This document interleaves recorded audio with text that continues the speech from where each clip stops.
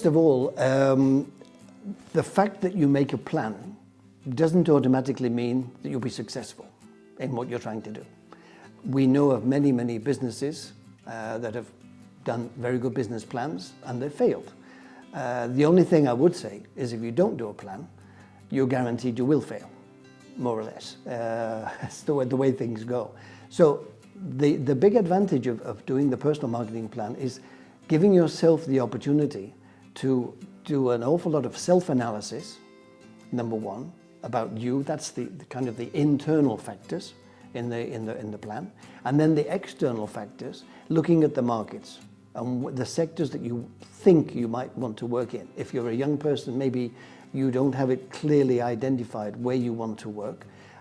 You've got an idea, maybe a business sector, maybe a sector which is totally irrelevant to the studies you've undertaken.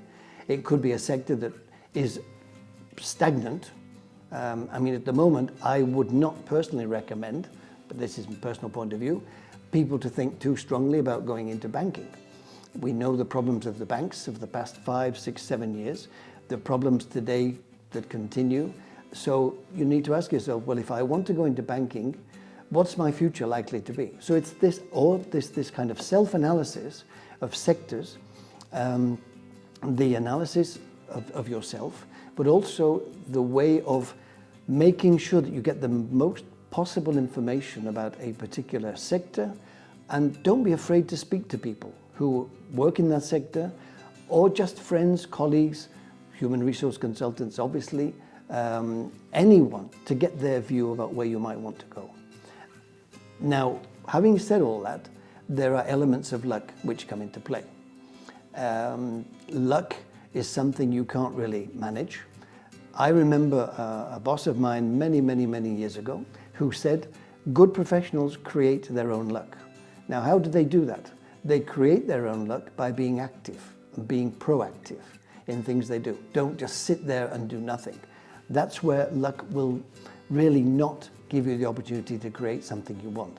The other aspect, of course, is the old theory of being in the right place at the right time. Now, when I was finishing my university studies, then I decided I want to go and work in the pharmaceutical industry. So I went to work in the pharmaceutical industry. I was lucky, first of all, to be accepted. But in the 70s, which was way before many of you were even born, who are probably listening to this video, then there was an awful boom, an enormous boom in the pharmaceutical industry. There was a complete lack of talent. I went into the industry. I had to learn very quickly. And we were young people. I mean, my manager at that point, he was 32, and we were in the headquarters of a multinational company.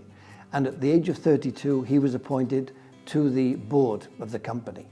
A very senior position, obviously, in the headquarters of the company at the age of 32. Myself, and this is where they say in Spanish, you know, I haven't got a grandmother. At the age of 27, I was appointed vice president of a geographical region at the age of 27. Now, that's just ridiculous by today's standards, but that's the kind of thing that was happening. So if you can think about where maybe the sectors are likely to grow in the future, think about those sectors which are probably not likely to grow and focus on those. So when you do your plan, your strategic plan, it's again like a marketing plan. Which market niche do you want to go for? Which consumer do you want to aim at? In this case, which companies do you want to go for? Which business sectors do you want to go for? And which kinds of positions might evolve in the future, which today maybe don't exist, or they're slowly starting to grow and starting to move. Back in the 90s, for example, the trend was to be in telecommunications. There was an enormous boom in telecommunications. I defined it in maybe very English terms as a warm beer. That you pour the warm beer into a glass, the froth or espuma, as you call it, goes up, but then when you leave it with a period of time, it goes down and down and down, and you get that much beer in the bottom of the glass. And that's what happened with many telecommunication companies. There are a very small number these days, but in the 90s, there was an enormous boom, many companies, but many disappeared. or many merged, or many were acquired, etc. The same thing is happening in many business sectors. In the future, people say there will only be 4 banks, for example, in Spain. The pharmaceutical companies, many, many years ago, there were 200 in Spain, different companies. Now about, I think, the top 10 pharmaceutical companies, and excuse me for talking about the sector, but obviously I know more about it. The top 10 companies, I think, represent more than 50% of the market. You know, so it gives you an idea of the less fragmentation in the market and the dynamics of the market and the power of those companies. So you decide, you know, do I want to work in a big multinational, or do I want to work in a national? Do I want to work in a medium size? Do I want to work in a biotech, etc.